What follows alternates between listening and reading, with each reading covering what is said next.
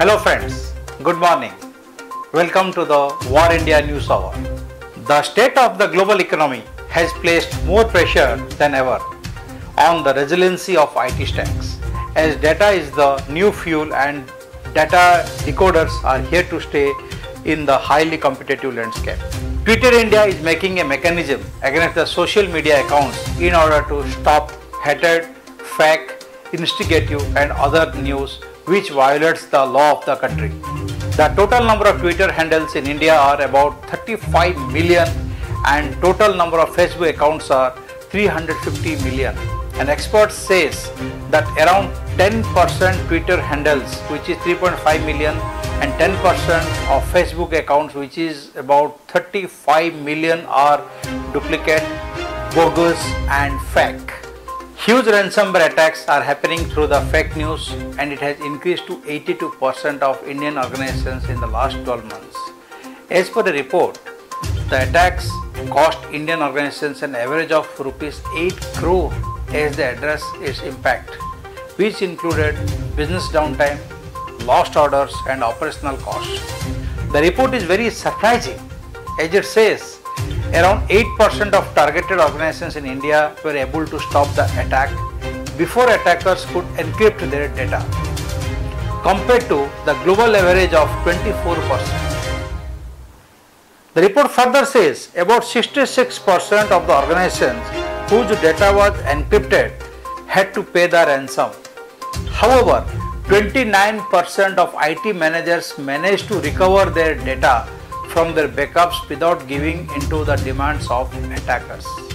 It further says organizations that were targeted by ransomware were located in metros and other large cities such as Delhi 85%, Bengaluru 83%, Kolkata 81%, Mumbai 81%, Chennai 79% and Hyderabad 74%. Let's see to the headline published in War India.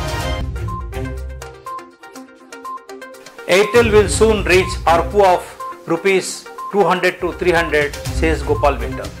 Bharti Airtel said the company will soon achieve the target of average revenue per user, which we call ARPU, of rupees 200 to 300 in the coming months. The company has been targeting this ARPU range for long because since the launch of Reliance Jio in 2016, not only Airtel but also other telecom operators have not been able to reach this target. YouTube targets TV viewers and advertisers. YouTube has launched a new program to help advertisers to reach out to more valuable viewers who watch content on their TV screens. It is an effort to retain advertising revenue at a time when brands are slashing budget due to the coronavirus pandemic. Brazil introduces open banking. Brazil is the latest country to embrace open banking. The central bank says that open banking will help digitize Brazil's financial system and reduce information asymmetry, promoting the emergence of new market players and encouraging new business models. Most of the cyber breaches are financially motivated, says Verizon. As remote working surges in the face of the global pandemic, end-to-end security from the cloud to employee laptop becomes paramount, highlighted Tammy Erwin, CEO of Verizon Business. Financial gain remains the key driver for cyber criminals, with 86% of breaches investigated were financially driven, up from 71% in 2019. Charles Bank invests $70 million in Cyberbit. Cyberbit, the company into cyber range training and stimulation platforms, announced that a fund managed by Charles Bank Capital Partners has invested the $70 million in the company. Microsoft acquires Softomotive to play strongly into RPA. As the new technology is moving towards intelligent and automation, that is robotics process automation, the technology will hook in with Microsoft's existing RPA offerings, Power Automate. Going forward, the Softomotive technology will help people to automate tasks on Windows. Cerberus alert for banking Trojan. Malicious software called Cerberus is stealing financial data such as debit and credit card details by luring people with COVID-19 related information. The Trojan virus contacts smartphone users via text messages and asks to click on a link saying it will provide COVID-19 updates. When clicked, the link installs a malicious application on their phones which extracts sensitive financial data, so stay vigilant. Facebook launches shops to let small business set up online stores.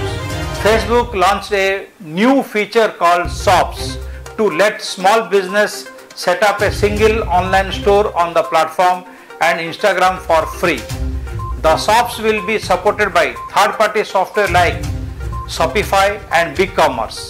Now the question is how the data could be secured. Yota's NM1 receives a rare Tier 4 certification by Uptime Institute USA. Yota Infrastructure, a Hiranandani Group company, its first data center, Yota NM1, located in Panvel Data Center Park, have been awarded by the Uptime Institute Tier 4 certification of Design Document Certification USA.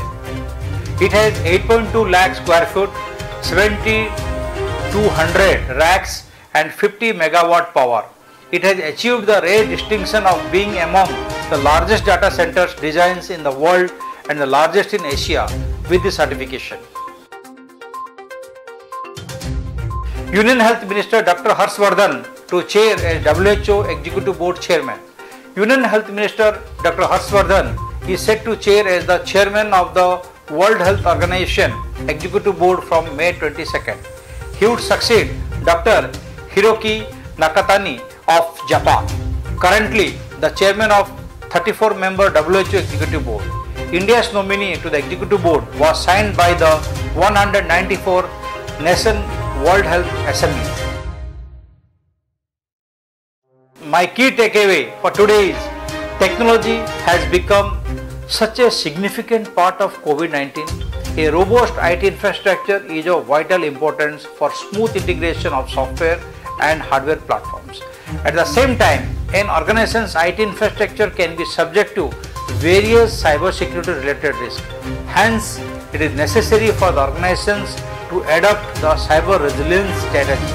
Chances of compromising the supply chains and critical infrastructure networks, different components of the IT infrastructure can be compromised, causing harm to the public security as well as the economic and social well-being.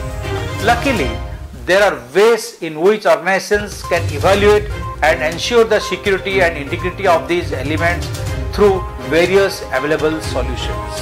Don't forget to like and share your posts and valuable comments and subscribe to War India News Magazine. Please don't forget to download War India app for latest news and updates. It is available on Google Play Store.